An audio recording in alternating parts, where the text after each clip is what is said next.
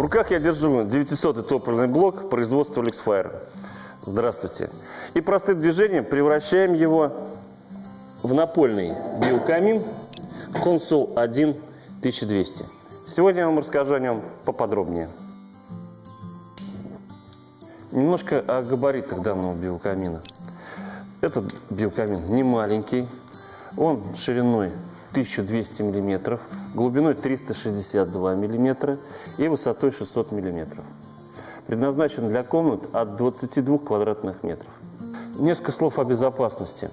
Если вы помните, в начале своего рассказа я вставлял данный топливный блок в нижнее основание биокамина.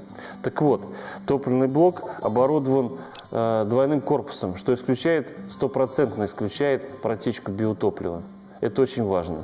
Внешняя лицевая панель варится лазером, что создает стопроцентную герметичность топливного блока. Давайте попробуем задекорировать данный биокамин. Для начала затушим его. Давайте приступим к декорированию биокамина. Сначала выложим керамическими дровами, прямыми веточками елового валежника.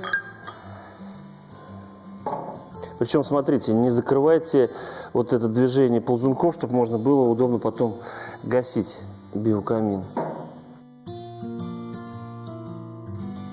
Ну вот последняя веточка. Ну, смотрите, в принципе, как красиво получилось. Давайте попробуем зажечь. Открываем створки биокамина и зажигаем каминную зажигалку. Зажигалка предательски с первого раза не зажигается. Вы знаете, я действительно люблю этот биокамин.